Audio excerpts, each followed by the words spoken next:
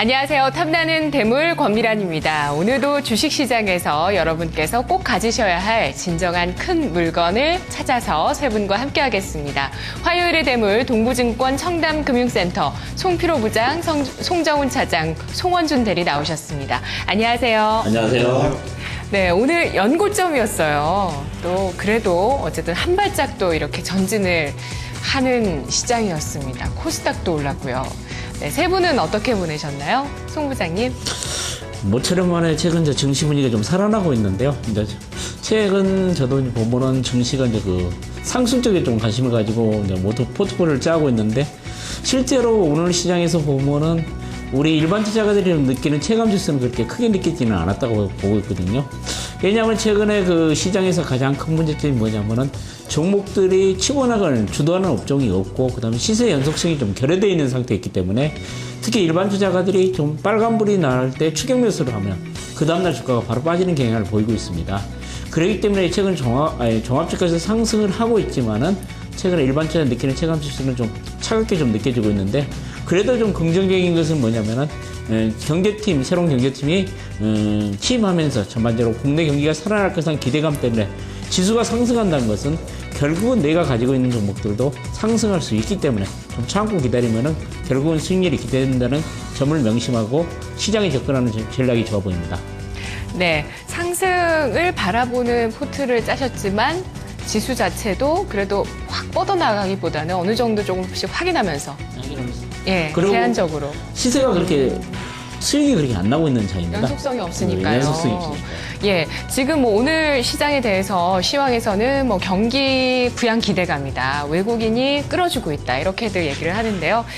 송원준 대리님은 어떻게 보내셨어요? 일단은 지금 환율이 뭐 어제나 오늘 정도는 좀 약세로 돌아서긴 했지만 그래도 지나치게 이제 워낙 강세였던 것들이 좀 약화되면서 대형주들이 좀 상대적으로 올라오고 있습니다. 그리고 환율에 따라서 외국인들 매수가 좀 지속되면서 지수가 좀 올라오고 있는데 실질적으로 개별 종목들은 완전히 개별 종목 장세거든요. 좀 주가가 좀 좋은 종목도 있는 반면에 대부분의 종목들은 아직까지도 원화 강세에 따른 실적 부진 그리고 어닝 쇼크 그런 것들로 인해서 많이 못 올라오고 있기 때문에 아마 개인 투자자들께서는 실제로 자기가 보유하고 있는 종목이 안 오르는 상황들이 워낙 많아서 뭐 지수는 뭐 연고점이긴 하지만 체감하는 거는 1950선 수준에서 2000선 정도로 좀 안 좋지 않을까. 그리고 뭐 일단은 계속 우리나라 장이 몇 년째 지금 박스권을 하면서 2030, 2040선 정도 되면은 박스권 상단이거든요. 그래서 지속적으로 펀드 환매 물량이 나오고 있기 때문에 지금 2050을 돌파하기 위해서는 이런 펀드 환매 물량들이 어느 정도 소화가 되면서 천천히 좀 단계적으로 올라갈 걸로 생각이 됩니다. 네, 단계적으로 계단식 상승. 자, 송정훈 차장님도 지금 상승이 좀 빛 좋은 개살구처럼 느껴지는 그런 장이라고 보시는지 어떻게 보내셨어요? 사실 오늘 제가 이제 그 고객 중에 이제 뭐 주식 하시는 고객도 있으시지만 또 이제 선물 옵션 하시는 분도 있어가지고요. 오늘 사실 전체적으로 시장이 여러 가지 그 대외적인 리스크도 있고 해서 일정 부분 좀 눌리는 상황이 좀 진행이 되지 않을까 이렇게 좀 예상을 하고 있었는데요. 의외로 시장이 좀 강하게 움직이면서 이제 그 선물 옵션 쪽도 좀 대응하는데 상당히 조금 난해한 부분이 좀 있긴 했었는데 사실 오늘 그 상승은 어떻게 보면 오늘 그 상해 종합 지수가 오늘 한 1.02% 정도 반등을 했었거든요. 그래서 그 반등 시점이 그 오늘 장중에 좀 조정을 받다가 코스피가 좀 반등을 해서 올라가는 시점과 거의 그 일치를 합니다. 그래서 향후에 이제 그 저희 시장의 어떤 그 추세적인 상승이 가능하다면 그건 아마 상해 종합 지수가 지금 현재 그 하락 추세권을 좀 돌파를 해서 좀 높은 상승을 좀 보일 뭐 그런 조짐이 있는 것 같습니다. 사실 여러 가지 여건상 그래서 만약에 상해 종합 지수가 그렇게 움직인다면 아마 저희 시장도 아마 좀 탄력적인 움직임이 좀 보이지 않을까 뭐 그런 생각은 갖고 있습니다. 예. 중국 직투를 하는 그 전문가도 있거든요. 저희 토마토 TV에 뭐 계좌가 요즘 좋아지고 있다 이런 글을 또 페이스북에 올리셨더라고요. 조금 전에 올린 걸 제가 봤는데 그런 분위기들 여러 가지를 읽어봤습니다. 자, 그럼 오늘 시장의 업종과 테마 움직임 보고요. 주제 함께 보시죠.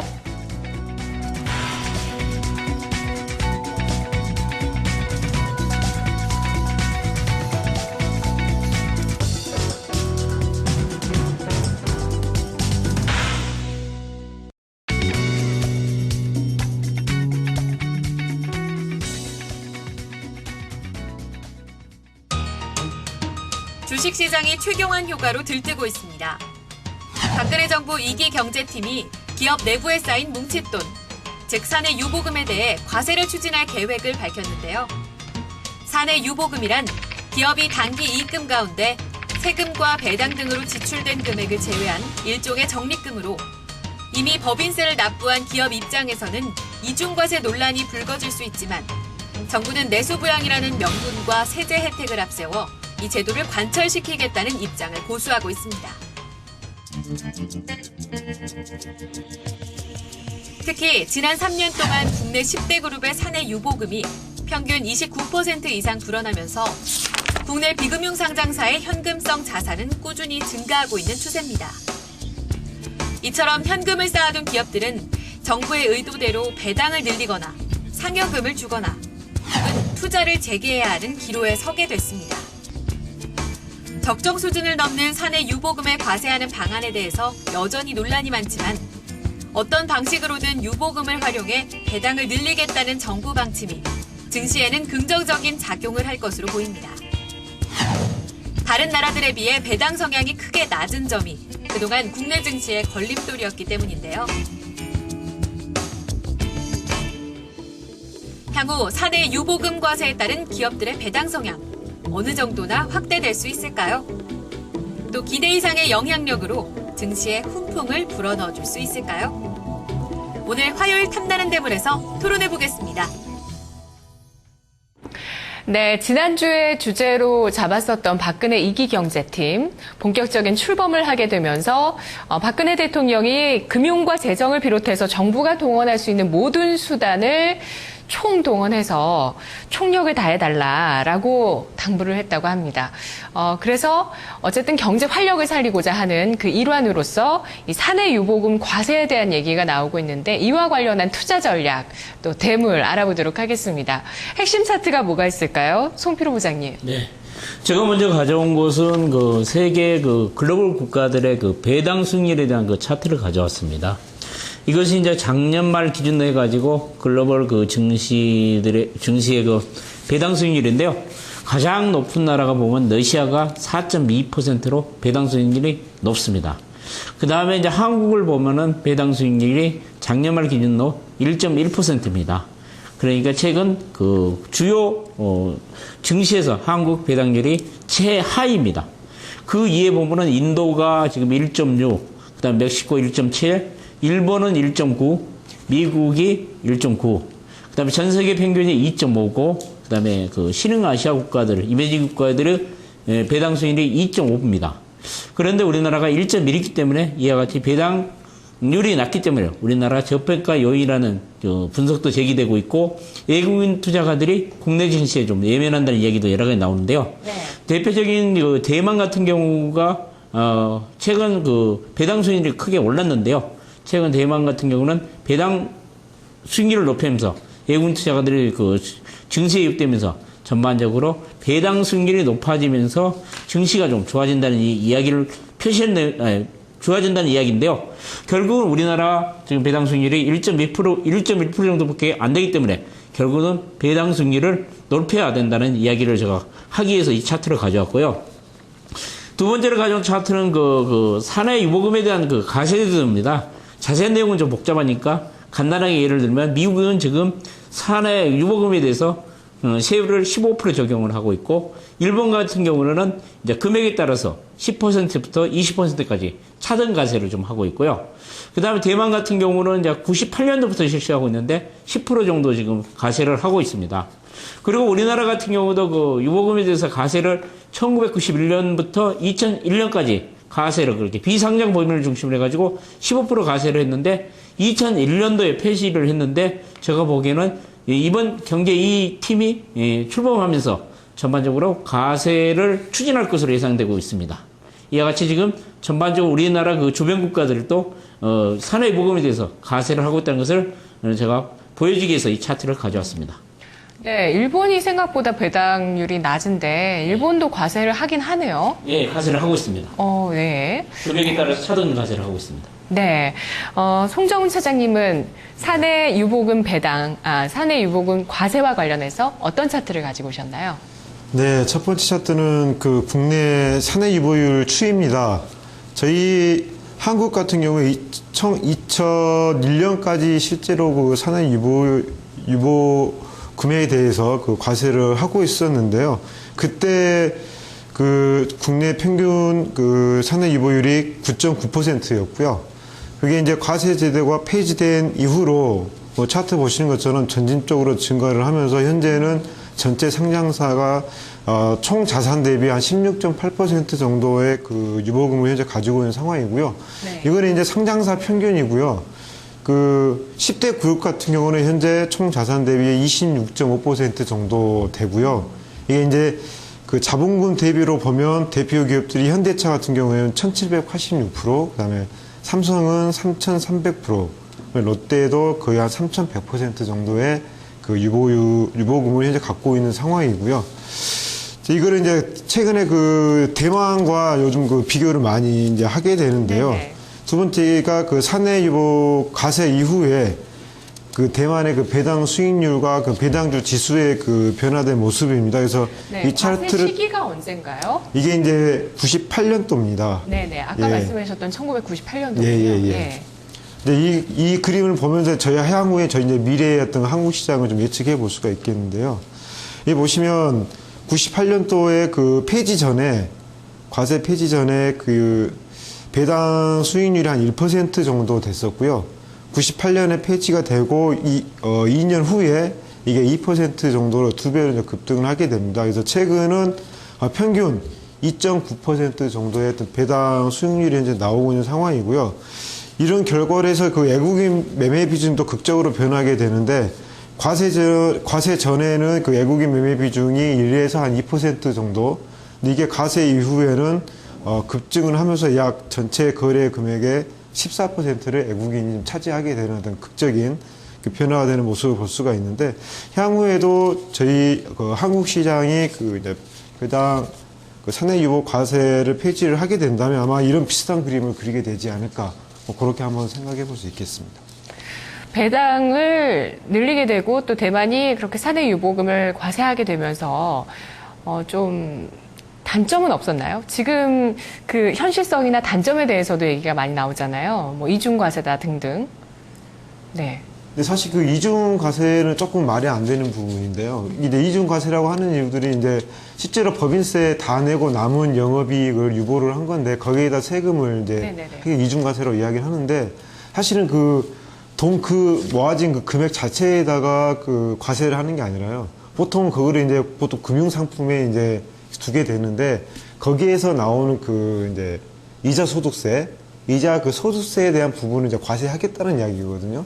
그리고 그런 이중 과세 그 우려에 대한 부분들은 그 외에도 뭐 여러 가지 그 이제 방법적으로 네. 뭐 세제 혜택을 준다든지 아니면은 과세를 직접적으로 하는 대신에 그 과세를 유보를 하지 않고 이걸 임금이라든지 뭐 배당을 늘려준다 하게 되면은 그 해당 회사한테 인센티브를 뭐 파격적으로 준다든지 이렇게 해서 어떤 유보금을 별 문제 없이 이렇게 줄이는 방법들 그런 게 가능하겠죠. 그리고 뭐 또 하나 이제 우려하고 있는 게 뭐냐면 이제 전체적으로 재무제표가 재무적으로 조금 안 좋아지는 거 아니냐. 이제 그게 이제 저희 그 IMF 이후에 뭐 그런 나왔던 이야기들인데요. 사실은. 잠시 후에 또 질문을 드리니까 잠시 후에 좀 알아보고 대만 증시가 그런 사내 유보금의 과세를 계속 오랫동안 유지하면서 실은 없었는가. 사실 전문 자료를 잘 찾아봐야지 좀 알 수 있는 그 경제부처 관계 회의에서 좀 얘기를 해야 되는 내용이긴 한데 혹시 조사된 게 있으신지. 이제 예. 그 배당률을 높이면서 이제 그 예금 지분이 높아지면서 네네. 그 대만 그 자금들이 그 현금들이 외부로 유출되는 그 부작용 문제 같은 여러 가지 문제들이 확실히 나오는 그런 외국인이 지분율이 자금- 높아지면서 배당을 네, 하기 때문에 네, 그쵸. 결국은 그 국부 유출? 국부 유출이다 이야기가 좀 나오고 그런 약점도 부각됐죠. 예. 국내 시장도 지금 외국 투자가들이 지금 지분율이 약 37% 정도 되기 때문에 여기서 배당을 높이면 국위 유출이 되지 않냐 그런 네. 이야기가 좀 나오고 있습니다. 예. 자, 잠시 후에 좀 더 좀 구체적으로 그럼 얘기를 해보고 핵심 차트 송원준 대리님. 네. 근데 저는 그 2003년과 2013년 작년 말 비교했을 때 주요국의 배당률 변화 추이를 먼저 가지고 왔습니다. 뭐 대표적인 뭐 미국이나 일본 그리고 앞에 나왔던 대만과 우리나라를 비교를 했는데요. 뭐 미국 같은 경우에 2003년도에 1.68%였다가 뭐 작년 같은 경우 2.08%, 일본 같은 경우에는 1.01에서 2.17%, 대만은 1.81에서 3.64%, 반면에 한국은 그러니까 우리나라는 2.52에서 1.15%로 전체적으로 그러니까 지금 과거보다는 저성장기로 돌입하면서 그 남는 잉여 뭐 사내 유보금에 대해서 그 회사들이 신규 투자보다는 많이 보유를 하게 되어 있고요. 그 주가도 이제 과거에 대부분의 기업들이 성장주로서 평가를 받다가 이제는 가치주, 배당주로 평가를 하면서 주주들도 많은 요구가 있었기 때문에 전 세계 증시는 대부분 다 지금은 점점 배당을 늘리는 게 추세로 되고 있습니다. 그리고 그렇게 됨으로써 과거보다 이제 성장성이 떨어졌지만 주가는 더 좋아지는. 그래서 미국이나 일본 같은 경우에는 지금 거의 신고점을 경신하고 있는 이유 중에 하나도 결국엔 이렇게 배당을 많이 늘리면서 그 평가를 좀, 그러니까 기업 가치를 좀 다시 찾아가는 그런 쪽으로 가고 있는데 반해서 우리는 오히려 배당률이 되게 낮아졌거든요. 그런다고 해서 이걸 가지고 뭐 공격적으로 투자를 하느냐, 그것도 아니고 점점 그냥 영업이익이 남는 대로 정말 사내 유보금을 쌓아두고 있는 상황인 거죠. 그래서 뭐 주가도 다른 나라들에 비하면 저평가되어 있다, 아니면은 뭐 별도로 가고 있는 거고요. 이제 그런 거에 대한 문제점을 해소하기 위해서 지금 이제 새로 취입하는 경제팀에서 이제 적극적으로 그러면 이거를 쌓아놓지 말고 외부로 유출을 시켜라. 그래서 낙수 효과를 좀 유발을 하려고 하는 거고, 이제 그런 것 때문에 이제 이 문제들이 최근에 그러니까 이슈화되고 있는 거고요. 그 다음번에 가져온 차트 같은 경우에는 그러면 과연 우리나라 기업들이 얼마나 지금 쌓고 있는지를 좀 보여주는 차트인데요. 2009년 같은 경우에 이제 상장 기업들의 이제 현금성 자산이 한 100조 정도 있었습니다. 그리고 이거는 뭐 조금씩 뭐 등락이 있긴 했지만 작년 말 같은 경우는 129.7조, 한 30% 정도 최근 4년 사이에 증가를 했고요. 그러면 이제 자산 중에서 현금성 자산이 얼마나 비중이 뭐 늘어났냐를 봤을 때도 뭐 9.5%에서 뭐 작년에 9.1%까지 여전히 계속해서 현금성 자산의 비중은 10% 남짓 유지가 되고 있는 거죠. 그러니까 그만한 이유가 뭐라고 생각하세요? 일단은 저금리 상황인데 거기다 또 기업의 성장성 아니면 뭐 신규 공격적인 투자를 하기 위해서 할 만큼 경기 상황이 좋지 않다라는 거죠. 기업들 입장에서는 뭐 신규 투자를 해서 그 투자보다 더 많은 수익을 얻을 수 있다라고 하면 뭐 적극적으로 투자를 할 텐데 그런 상황도 아니고요. 금융위기나 IMF를 겪으면서 우리나라 기업들 같은 경우에는 부채 비율이나 뭐 자금 유동성 그런 거에 대해서 굉장히 민감하게 반응을 하는 편이거든요. 이제 그런 것 때문에 뭐 지금 자체 불경기 상황에서 굳이 이거를 투자하기보다는 가지고 있으면서 부채 비율을 적극적으로 좀 낮추고 재무 구조를 안정화시키는데 조금 더 치중을 하다 보니까 이러한 상황이 좀 계속되고 있는 흐름인 거죠. 네. 다음 차트 볼까요? 제가 가져온 차트는 일단 두 가지고요. 그래서 특히 뭐 이거는 이제 전체 상장 기업인 거고, 뭐 우리나라를 대표하는 10대 그룹 같은 경우에는 사내 유보금이 3년간 평균 한 29% 정도. 그러니까 뭐 수많은 기업 중에서 제일 영업이익이 많이 나고 그래도 우리나라 산업을 이끄는 건 10대 기업들인데 그 기업들은 특히 뭐 지금 앞에서 보면 보시면 아시겠지만 뭐 그만큼 많이 올라갔다는 거죠. 근데 그런 대기업들은 돈을 풀질 않고 있고 중소기업들은 크게 뭐 이익을 내는 구조가 아니기 때문에 신규 투자를 하거나 배당할 여력들이 적어 있는 상태. 그래서 전체적으로 우리나라 경제 뭐 활동력 아니면 그런 또 활력이 좀 떨어지고 있는 상황인 거죠. 그 활력을 되찾고 그리고 심리를 좀 일으키자. 이게 1차적이다라고 박 대통령이 얘기를 하고 있는 건데요. 그러면 이렇게 취지대로 정말 기업들에 고여있는 그 돈들을 가계로 좀 흘러들어갈 수 있게끔 뭐 소득을 올린다든지 배당을 늘린다든지 투자를 한다든지 그런 것을 하기 위해서 사내 유보금을 과세하는 그 방안이 과연 현실성이 있나, 득실을 따져봤을 때 전체적으로 득이 있을 것인가, 여기에 대해서 판단을 좀 해주세요. 송필호 부장님. 제가 보면 이제 결론부터 말씀드리면은 결국은 사내 유보금에 대한 과세는 제가 보기에는 현실적으로 가능할 것이고, 그 다음에 국내 증시, 그 다음에 국내 경제의 선순환적인 구조 측면에서 상당히 도움이 될 거라고 저는 판단을 하고 있습니다. 그러면 현재 지금 논란이 많죠. 정부에서는 추진을 하고 있는데 우리나라 그 대기업이나 경제단체에서는 이제 반대를 할 가능성이 크죠. 하나 이것도 이제 규제가 되기 때문에 이제 기업을 하는 입장에서는 정부에서 간섭을 받는 걸 되게 싫어하기 때문에, 그 다음에 여러 가지 이제 자기들의 그 사내 유보금에 대해서 이제 타치를 하기 때문에 경제단체에서는 반발을 지금 하고 있습니다. 네네. 그래가지고 이것이 추진하기 좀 힘들지 않을까 그런 우려 목소리도 나오고 있지만은 제가 보면은 정부에서 강력하게 추진을 하기 때문에 저는 충분히 가능할 것으로 판단을 하고 있는데요. 그 이유를 보면은 이제 우리나라 같은 경우도 사내보험 그 가세 방안이 예, 아까 제가 서울대에서 말씀드렸듯이 1991년부터 2001년까지 약 1년까지 10년간 정도 이거 유지가 됐습니다. 그러면서 2001년도에 이제 이 정책이 이제 몇 시가 됐냐면은 IMF를 겪으면서 우리나라 기업들의 그 재무 구조가 좀 악화되면서 여러 가지 이유 때문에 폐지를 했는데 제가 보면은 이제 금년도나 내년쯤은 다시 부활할 가능성이 있기 때문에 실시 가능성이 크다는 이야기를 먼저 해드리고 싶고요. 그 다음에 이제 우리가 이제 뭐 앞에서 이제 송 차장이나 송 대리도 이야기를 했는데 이 그 배당 정책에 대해서 그 사내 유보율의 그 세율에 대해서 지금 대만이 가장 성공적으로 성공적으로 실시한 나라 중에 하나거든요. 그러니까 98년도에 실시해가지고 배당 수익률도 2배 이상 늘었고 지금 우리가 배당 수익률이 1.1%인데 대만 같은 경우는 3% 이상 되고 있습니다. 대만 증시 차트도 좀 같이 보고 싶네요. 같이 제가 대만 증시 차트를 예. 가졌는데 여러 가지 봤을 때 대만을 지금 노르메드로 해가지고 지금 우리나라가 지금 도입을 할 예정인데 제가 보면은 대만 증시 같은 경우도 배당을 높이면서 외국인들이 배당 확대 정책에 대해서 우호적으로 반응하면서 전반적으로 대만 증시가 상승 분위기가 이어졌습니다. 이와 같이 대만이 성공을 했기 때문에 국내 증시도 충분히 성공할 가능성이 있다고 보고 있고요.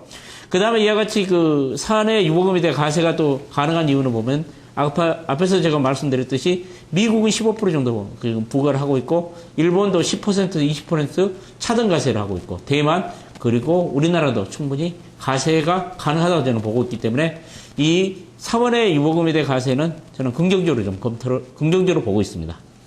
네, 송정훈 처장님은 어떻게 보세요? 득실을 따져봤을 때. 당연히 이제 득이 예. 많을 거고요. 예. 거기에 이제 정부의 어떤 그 강안을 지금 나왔던 이야기이긴 하지만 정부에서 현재 그 가장 의지를 갖고 지금 하려고 하는 게 이제 경기 부양이지 않습니까? 근데 이게 이번에 그 사내 유보금 과세가 그 경기 부양에 대한 이제 아주 큰 그 역할을 할 수 있다고 보여지는데요.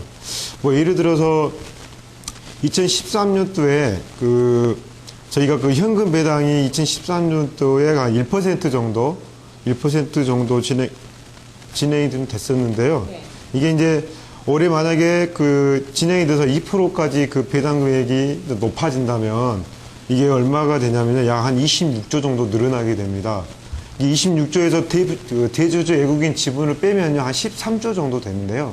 여기 이제 그만큼 그 시장으로 나간다는 이야기거든요. 개인들한테. 13조인데. 13조는 뺏긴다기보다 13조는 남주고 13조 우리 하는 것도 충분히 우리 경제에 도움이 된다는 말씀이세요? 이게 2013년도에 그 추경 예산이 전체 예산 한 17조 정도 됐었거든요.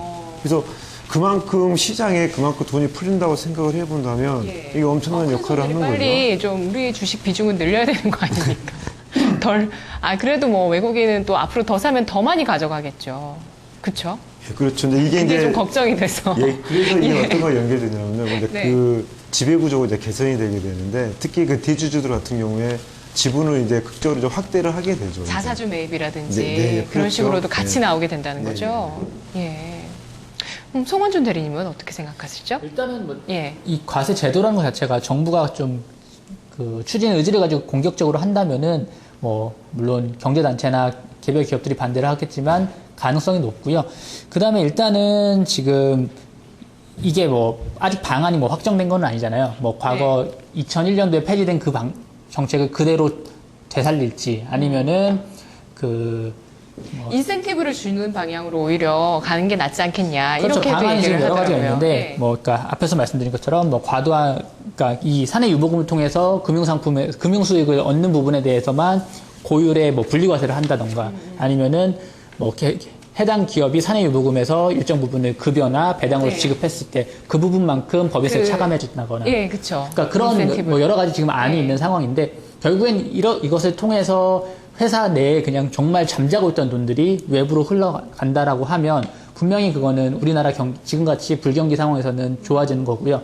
이제 그런 것들이 싫어서 아니면은 뭐 배당 이외에도 기업들이 공격적으로 투자를 나설 수 있다는 점 자체도 뭐 국내 경기에는 활력을 불어넣을 수 있는 충분한 네. 요인이겠죠. 자, 그러면 국내 증시의 배당이 과연 높아질까? 여기에 대해서도 얘기해 볼게요. 5월에 그 삼성그룹의 지배구조 이슈가 나왔을 때 배당을 늘릴 수밖에 없을 거다. 상속세 재원을 마련하기 위해서도 그럴 거다. 이런 식으로도 얘기가 나왔거든요. 예. 그리고 절대적으로 뭐 배당률이 낮은 글로벌에 비해서 낮은 부분들 아까 지적해 주셨던 그런 점도 있기 때문에 정책까지 동원한다면 배당은 높아지나요? 송필호 부장님? 그럼 이제 삼성전자 이야기를 잠깐 한번요. 삼성전자가 우리나라에 또 대표적으로 중간 배당을 하는 실시하고 있는 회사 중에 하나죠. 이제 이달 말에 삼성전자가 이제 중간 배당을 실시하는데 이때 이제 중간 배당의 내용, 기주 이제 최근에 외국인 투자가들 중심으로 삼성전자의 지금 주주 환원 제도를 좀 실시하라고 지금 강력하게 요구하고 있는데 또 정부에서 최근 그 배당을 높이라 여러 가지 요구 사항이 있기 때문에 제가 보면 이달 말에 삼성전자의 배당 중간 배당 내용도 좀 달라지지 않을까 지금 예측을 좀 해보고 있는데 예. 상당히 배당률이 좀 높아질 거라고 저는 생각을 하고 있습니다. 이와 같이 유보금에 대한 가세는 결국은 배당률이 개선됩니다.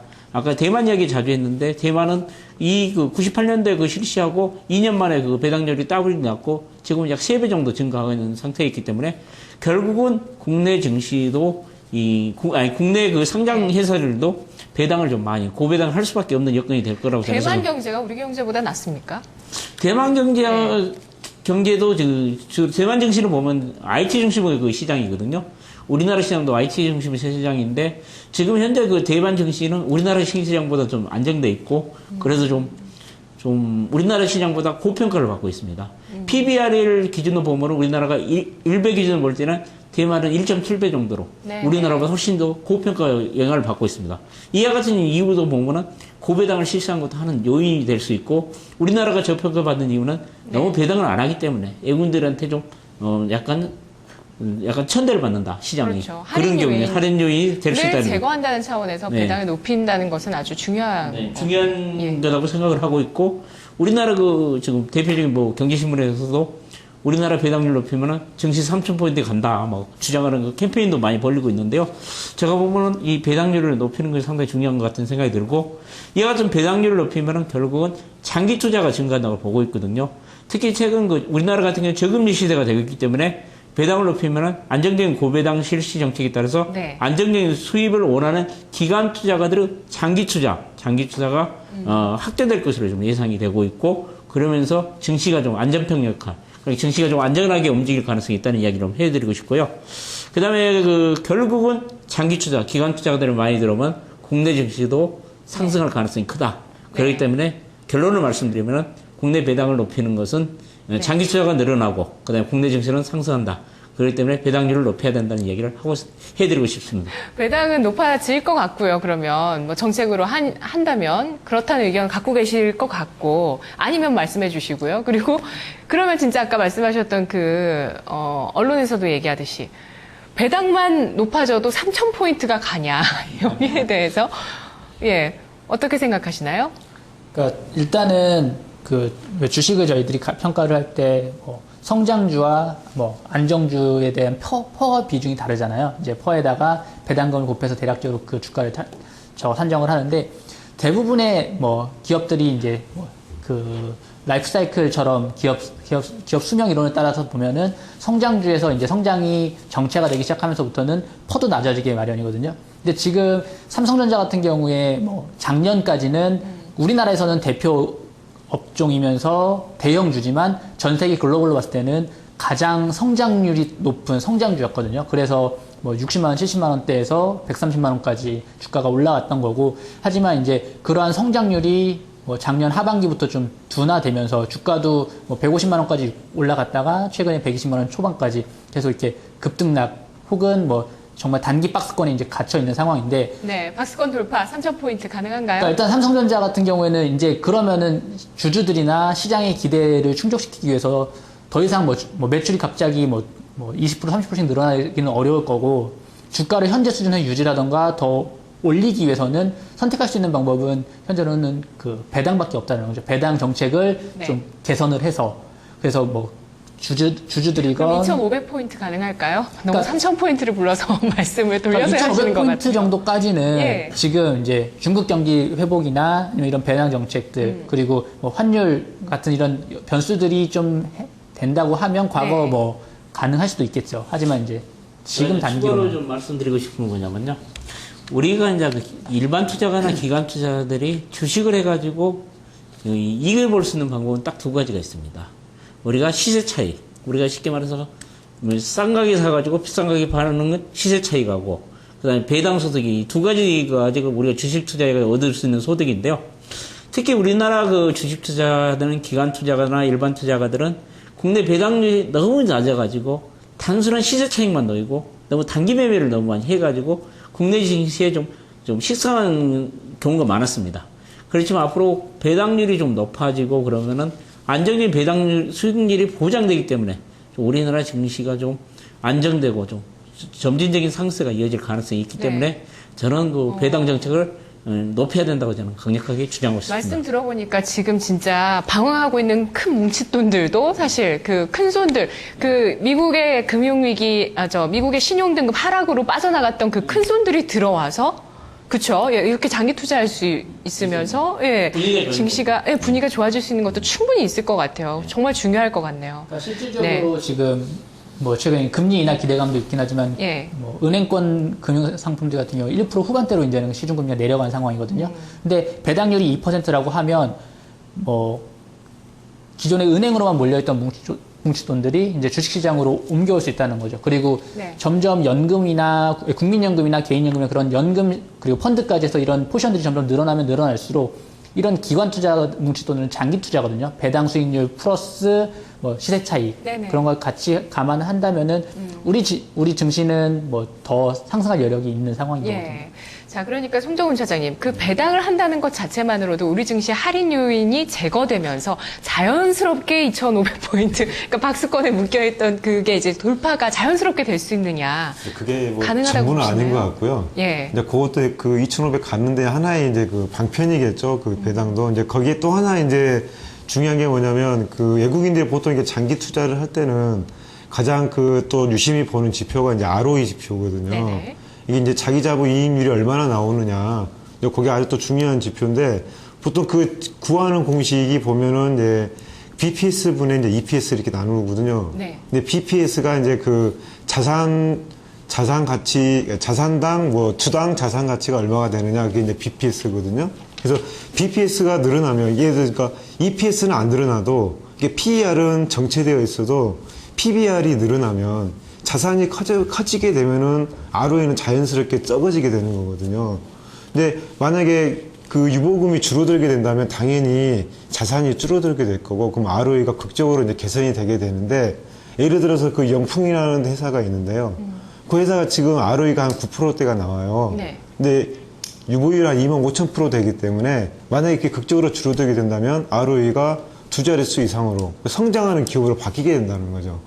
정말 참 절묘하네요. 예, 돈의 흐름이라는 한국 것이. 시장이 예. 전체적으로 성장하는 국가로 바뀔 수도 있다는 거죠. 외국인 눈에서는. 네. 그래서 주식시장에서 배당을 그렇게 중요하게 생각하는구나라는 생각도 듭니다. 예, 그러면 마지막으로 객관식 질문으로 결론을 내려볼게요. 1번, 2번 골라주세요. 1번은 어떤 쪽이 더 매력적일까? 배당과 관련해서 결론을 내려보겠습니다. 1번은 배당을 조금이라도 많이 주는 우선주라든지 기존의 배당을 많이 주는 고배당주 쪽을 선택하는 게 대물이 될까? 아니면 2번, 유보율이 높아서 앞으로 배당을 늘릴 가능성이 잠재력이 높은 기업이 좋을까? 예, 1번, 2번. 2번. 저도 이번에 앞으로 배당을 늘릴 잠재력이 높은 쪽? 예, 송필호 부장님은? 두 개 다 아닌 것 같습니다. 1, 2번 다 아닌 대물이 것 아니라고요? 예. 자, 그러면은 송 부장님 어떤 종목 가지고 오셨을지 궁금한데. 자, 그러면 종목 바로 볼까요? 아니면 키워드맵 볼까요? 예, 바로 오늘 세 분의 베스트 3 종목을 확인하겠습니다. 자, 오늘 사내 유보금 과세 관련한 배당 관련 종목이 되겠죠. 오늘 세 분의 종목. 송원준 대리는 1위 NC소프트, 2위 삼성전자, 3위 네이버, 송정훈 차장 1위 영풍, 2위 강원랜드, 3위 삼진제약, 송필호 부장 1위 한진칼, 2위 삼진제약, 3위는 SK CNC입니다. 네, 송 부장님 종목 중에 기존의 고배당주 있나요? 기존의 고병들은 이제 그 삼진제약이 좀 배당 그러면- 최근 3년간 보면은 네. 배당 수익률이 한 2.78% 정도. 그러면서 상당히 이제 우리나라 평균 1.1에서 보면은 2배 이상 네네. 배당을 했던 게 삼진제약이라고 보고 그러면은 있습니다. 유보율이 높은 기업은 어떤 건가요? 유보율이 높은 경우는 SKCNC 같은 경우는 지금 유보율이 한 2,000에서 한 3,000% 정도 될 겁니다. 그 다음에 한진칼이 한 800% 정도 되고. 유보율이. 네네. 자, 유보율이 이보다 높다 하시는 분 계신가요? 어떤 종목이죠? 영풍인데요. 영풍이요. 네, 저번에도 소개해드렸던 종목인데 유보율이 그 25,627%고요. 배당도 많이 주지 않나요? 아니요, 배당 아닌가요? 수익률이 작년에 0.59%. 아. 예, 그래서 현금은 많고 네네. 배당은 직권이만큼 하고. 주가는 PR 10배 수준. 네네. 네, 그래서 이게 이제 상승했던 그 주요 요인이 이제 그 고려아연이 계열사로 있습니다. 예, 아, 맞아요. 예, 예. 예. 그래서 지금 뭐 현금을 뭐 엄청나게 좀 쌓아놓고 있는 상황이고요. 이런 게 이제 대표적으로 좀 그 고배당주로 바뀔 수 있는 좀 대표적인 종목이 아닌가 해서 네, 1위를 네.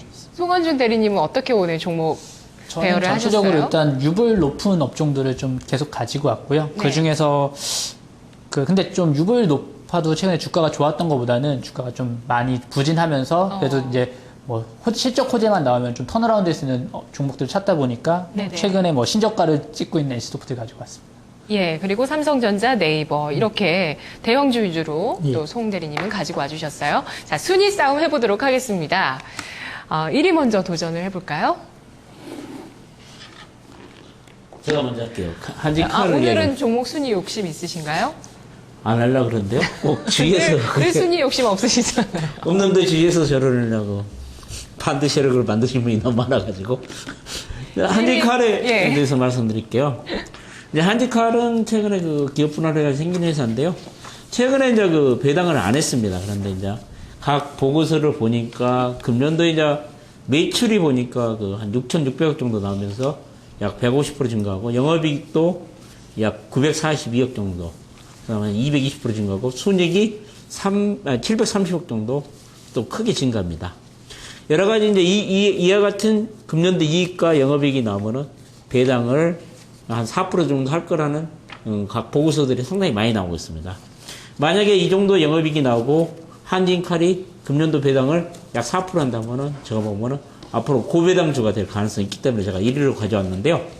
특히 한진칼 같은 경우는 우량 자회사를 6개를 보유하고 있죠. 그 진에어라는 종목이 그 저가 항공사 같은 경우는 최근에 그 중국 항공 자유화 그 확대 정책에 따라서 수혜가 예상되면서 그 실적이 계속 호전되고 있고, 그 다음에 카르호텔 그 네트워크라는 그 자회사도 최근 그 송도에 그 호텔 객실을 500실 정도 증설해가지고 총 1,800객실 구매고 영업을 하고 있기 때문에 최근 중국 관광객이 지속적으로 증가하면서 실적 호전 추세가 이어지고 있고요. 그 다음에 그 또 자회사인 정석기업 같은 경우도 부동산 자산 가치가 지금 장부가치죠. 부동산 장부가치가 2,300억 정도 평가를 하고 있는데 현재 시가로 따지면 한 5천억 정도로 지금 저평가되기. 기업이길래 그렇게 부동산 가치가 임대업을 주로 하고 있죠. 아, 네. 정석기업은 부동산 임대업을 주로 하고 있는데 네네. 이렇게 부동산 가치도 지금 장부 가치하고 시가하고 큰 차이가 있기 때문에 앞으로 자산 배분 평가 시에 큰 또 수혜를 볼 수 있는 종목을 하고 있고요. 종목을 할 수 있고요. 그 다음에 이제 그 한진칼 같은 경우는 그 아까 정가항공, 그 다음에 예형정보 서비스, 호텔업 이와 같이 시너지 효과, 그러니까 같은 유사업종끼리 지금 자회사를 두고 있기 때문에 최근 그 중국 관광객 증가에 따라서 네. 꾸준한 성장이 기대됨에 따라서 금년도 실적 호전이 되고 금년 연말에는 좀 배당을 크게 하지 않을까 그런 생각 때문에 이 종목은 앞으로 주가가 꾸준히 상승할 가능성도 있고 배당 투자하고 그다음 시세 차익도 크게 노릴 수 있는 종목이라 일석이조네요. 네, 가져왔습니다. 네. 지난해 상장됐죠. 예. 지난해에는 무배당으로 갔나요? 지난해는 넘어가고. 무배당이 되죠. 예. 예, 올해 결정이 예. 아무래도 배당 정책 추진하는 쪽에 정부 정책도 있다 보니까 예. 이렇게 좋은 실적이면 당연히 좀 배당도 많이 날 배당도 것이다. 한 4% 정도 되겠다. 배당 수익률도 그렇게 높네요. 예, 4%면. 제가 분석한 게 아니라요. 예. 지금 각 증권사 애널리스트들이 상당히 이 정도 배당 이 정도 줄 거라 지금 예상을 하고 있습니다. 한질칼은 뭐 다른 우리 대물 시간에 뭐 순위에 여러 번 올라갔었거든요. 어떤 모 분은 또 자식에게까지 물려주신다고 얘기를 하셨는데 한진칼 같은 경우 그동안은 왜 주제가 안 맞아서 가지고 오신 적 없으신가요? 송 부장님 처음. 한일칼을 저도 1위로 한번 가져왔죠. 지주에서 할 때. 지주회사 때 네. 1위로 한번 또 가지고 오셨고 오늘 또 배당과 관련해서 주제와 딱 맞는다. 일석이조다. 이렇게 확신을 그리고 갖고 최근에 가지고 제가 오셨네요. 매매를 많이 하고 있는데요. 예. 최근 기간성도 네. 좋고. 아니 올해 들어서 뭐 주가 아주 좋습니다. 네. 올해 들어서 한 70% 정도 수익이 나면서 우리 또 대물에 맞는 정말 우리 순위에도 올라갔던 정말 맞는 그 이름에 맞는 시세를 보여주고 있습니다. 자 그러면 나머지 두 분 또 영풍 그리고 NC소프트. 예. 제가 먼저 말씀드릴게요. NC소프트 네. 같은 경우에는 다들 아시는 것처럼 뭐 리니지를 뭐 필두로 한 대표적인 우리나라 게임 기업이고요. NC소프트는 사실 순위에 올라갔는데 너무 부진해서 사실 부끄러운 종목이거든요. 저희 그렇죠. 대물에서. 주가가 워낙 예. 올해 안 좋았죠. 네네. 그래서 근데 뭐 근데 지금 이제 돌아설 수 있는 뭔가 포인트가 딱 있을까요? 일단은 1분기, 2분기 영업 실적이 안 좋았던 이유는 뭐 1분기에는 국내 매출의 대부분을 차지하고 있는 리니지 1 자체가 1분기 실적에서 안 좋았었고요.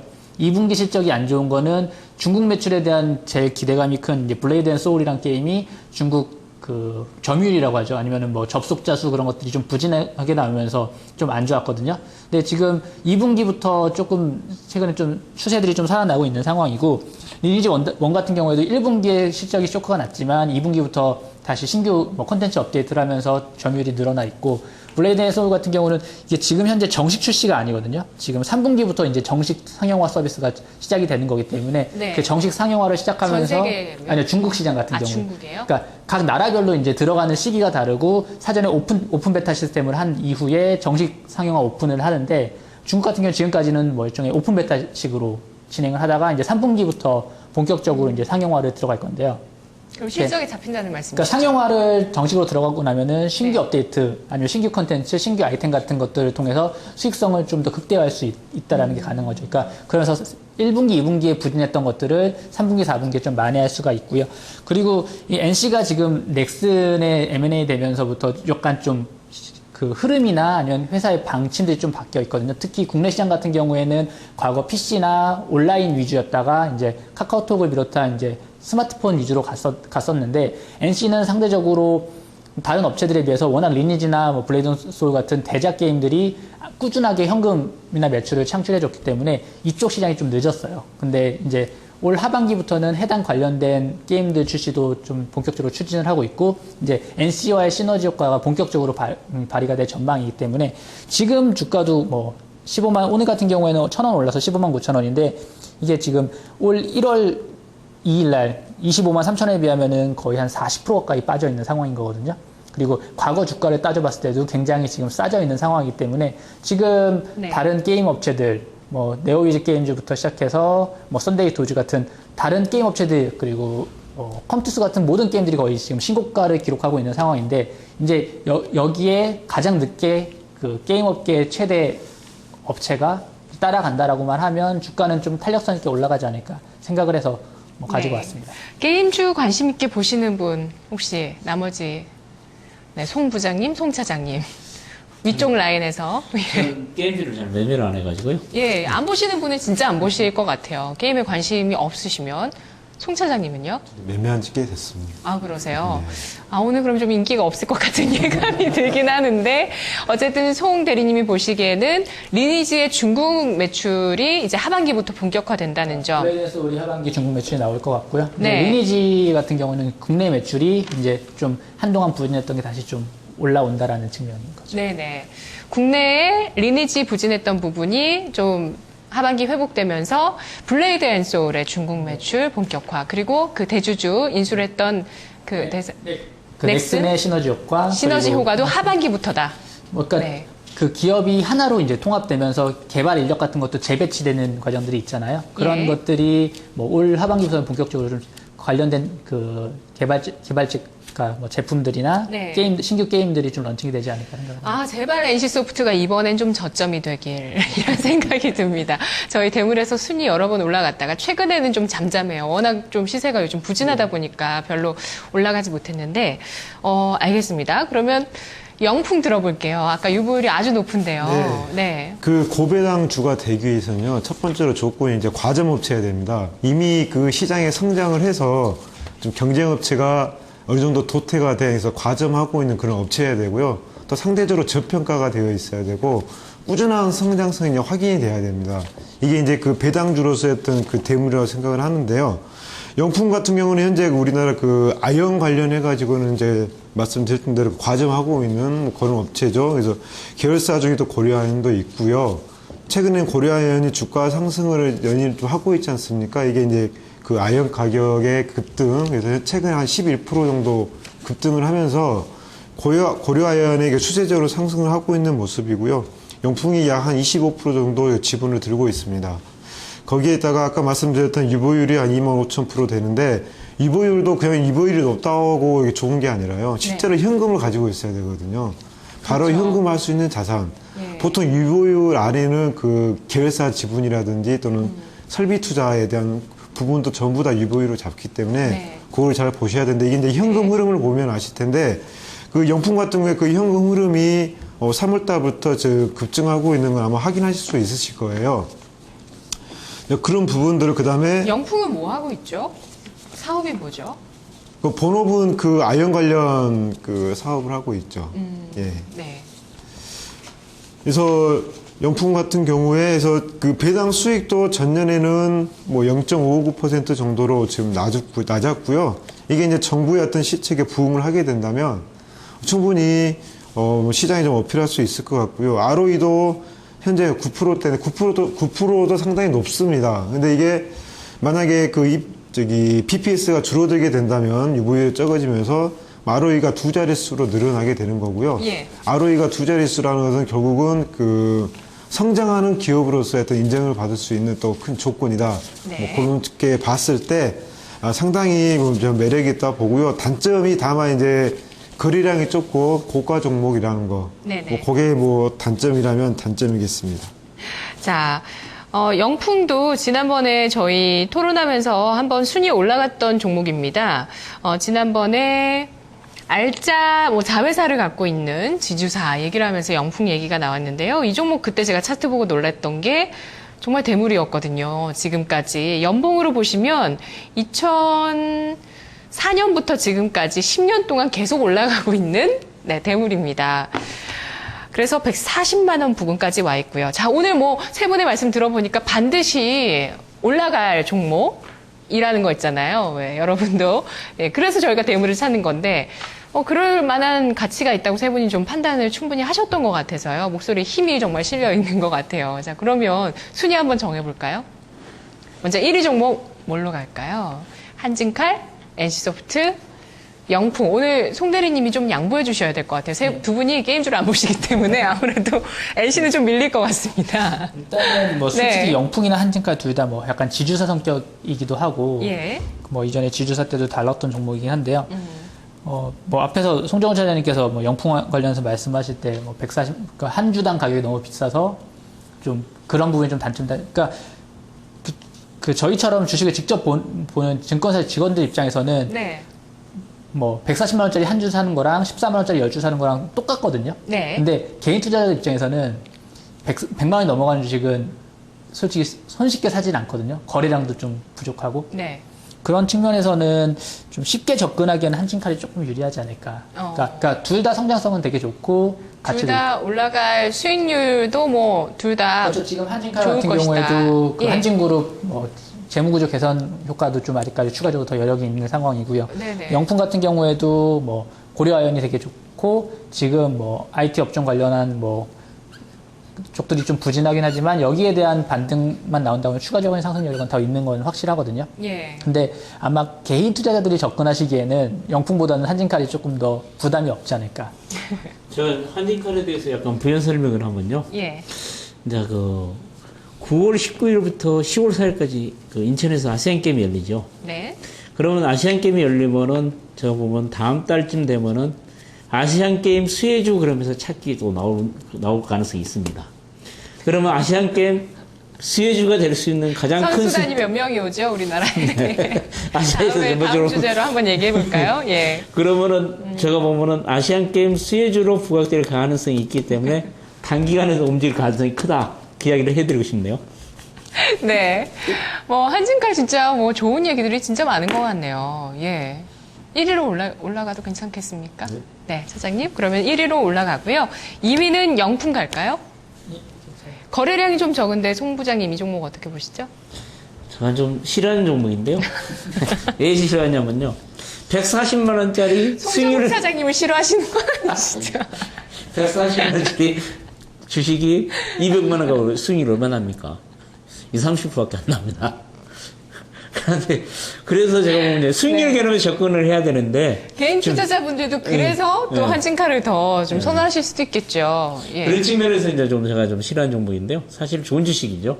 그런데 매매하기도 좀 힘들고 그래가니까 이제 그런 측면에서 그런데 제가 보기에는 네. 좋은 회사입니다. 그러면 자 3위 종목 NC소프트 있고요. 송대리님의 또 삼성전자 네이버 송대리님 종목이고 송정훈 차장님 강원랜드 삼진제약 또 송필호 부장님 삼진제약 SKCNC 삼진제약이 또 겹치거든요. NC소프트 대 삼진제약 한번 갈까요? 시간은 얼마 없지만 네, 강원랜드가 있습니다. 강원랜드가 더 좋다. 예, 오늘 또 배당 관련해서 배당이 뭐 늘어날 거다 하는 기대감이 있었는데 왜 네. 그런 기대감이 나왔을까요? 이제 그 카지노주라는 게 이제 결국 중국 규제를 많이 받지 않습니까? 그래서 그 증설이 쉽지는 않아요. 근데 그러다 보니까 이게 투자를 않고 모아놓은 돈이 지금 한 1조 4천억 정도 되고요. 그래서 강원랜드 입장에서는 뭐 배당을 늘릴 수밖에 없는 그런 구조고요. 그 구조적으로. 그래서 이게 이제 배당 성향이 그 마카오 카지노 같은 경우는 이게 액면 한 70% 정도로 배당을 하거든요. 근데 이 회사 같은 경우는 한 50% 정도. 그래서 20%포인트 정도 더 지금 그 올릴 수 있는 그 정도 그 여력을 현재 가지고 있는 증설은요, 상황입니다. 그러면 실적 언제 반영될까요? 증설 앞으로 한다는 거죠? 증설은 했죠. 아, 한 거에 작년에 대한 했죠. 통과? 예. 작년에 했는데 이게 이제 그 이론이 다 안 차다 보니까 네. 뭐 여러 가지 이유들 때문에 이제 그게 이제 본격적으로 이제 테이블이 돌아가면서 이제 증설 거기다- 효과가 이제 반영된다. 예, 그렇죠. 그게 이제 실적에 이제 반영이 된다. 이제 그런 이야기. 이전에도 나왔던 얘기긴 하지만 아직 반영 안 됐나 봐요, 실적에. 그러니까 증설 같은 경우에는 예. 작년에 됐지만 실질적으로 그 오픈 승인 같은 게 좀 많이 걸렸었고요. 그 다음에 이제 오픈을 한다고 하더라도 그거를 운영할 수 있는 카지노 딜러나 그런 것들이 수급이 제대로 받쳐져 있지 않기 때문에 본격적으로는 올 2분기, 3분기부터 이제 제대로 풀 가동을 할 수 있다라는 상황인 거죠. 자, 그러면 오늘 뭐 강원랜드 대 NC소프트의 결론은 송 부장님이 내려주시는 걸로. 무거운 일이지 않습니까? 그런데 네. 최근에 이제 강원랜드가 오른 이유는 뭐냐면 최근 중국 관광객들, 그러니까 양양제공항에 그 중국 관광객들이 많이 온다 그래가지고 지금 주가가 최근 급등을 했거든요. 저도 이제 그 착각을 했던 것이 그 강원랜드가 내국인만 그렇게 우리나라 사람만 그 출입할 수 있는 카지노인 줄 알았더만 외국인도 출입이 가능하더라고요. 최근에 보면 영업 잘 된다니까 주가는 네. 올라갈 수밖에 없는 것 같습니다. 이렇게 해서 NC 밀리나요? 강원랜드로 갈까요?